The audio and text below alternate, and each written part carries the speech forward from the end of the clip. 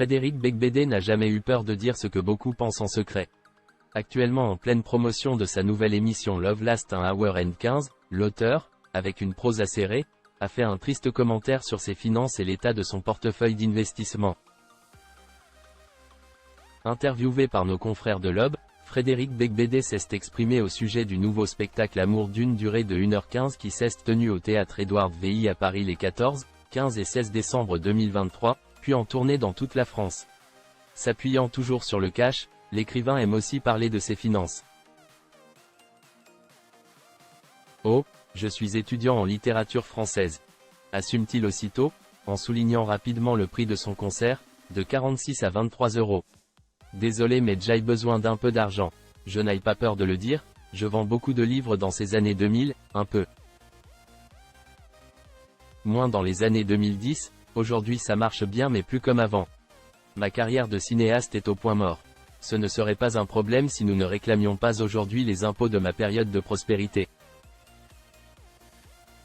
Un sujet tabou dont il souhaitait également aborder. Non, les écrivains n'ont pas beaucoup d'argent, comme l'explique l'auteur. Une chose dont on ne parle jamais parce que c'est un sujet tabou, c'est que les écrivains ont besoin d'argent.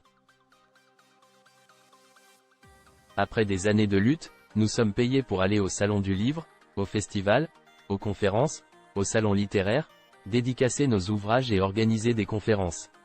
Mais en échange, nous recevons 150 ou 200 €. Le métier d'écrivain, peu rentable en France? Comparant son travail en France et dans d'autres pays du monde, il ajoute, aux États-Unis, en Angleterre, en Allemagne, il y a des tournées de livres, des tournées publicitaires. Un écrivain comme David Sedaris offre une vraie perspective. Le réalisateur John Waters a fait la même chose avec son dernier livre. Tout le monde sait que c'est un moyen pour les écrivains de subvenir à leurs besoins. En France, il est encore considéré comme normal de nous faire travailler avec nos yeux. Loin des écrivains traditionnels qu'on imagine souvent portant des pantoufles en fourrure et restant toujours chez eux, Frédéric Becbédé a toujours eu des goûts luxueux et un style de vie très intense. Frédéric Becbédé a déclaré : « Je fais partie d'un genre différent, d'écrivains qui aiment danser, sortir le soir, rencontrer des gens, qui ont besoin de fraternité. La misanthropie du romancier est un stéréotype qui remonte à Flaubert, a-t-il... » Boulogne-Billancourt, une commune située dans la banlieue ouest de Paris, en France.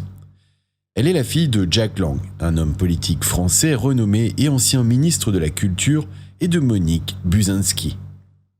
En grandissant au sein d'une famille engagée dans le monde de l'art et de la politique, Valérie a été exposée dès son plus jeune âge à la culture et à la créativité. Son père, Jack Lang, était connu pour son amour pour les arts et sa promotion de la culture française, ce qui a probablement influencé l'intérêt de Valérie pour le théâtre et le cinéma. Dès son adolescence, Valérie a manifesté une passion pour l'art dramatique. Elle a étudié le théâtre et la danse à l'école Jacques Lecoq, une institution réputée à Paris qui forme des acteurs et des actrices de scène. Cette formation lui a permis de développer ses compétences artistiques et d'affiner sa technique. La famille de Valérie a également joué un rôle important dans son éducation culturelle. Son père, Jack Lang, était un grand amateur de théâtre et de cinéma, et il a souvent emmené sa fille assister à des représentations et à des projections de films. Cette immersion précoce dans le monde artistique a nourri la passion de Valérie et a renforcé son désir de poursuivre une carrière dans le spectacle. La carrière de Valérie Lang dans le monde du théâtre et du cinéma a été marquée par son talent, sa polyvalence et son engagement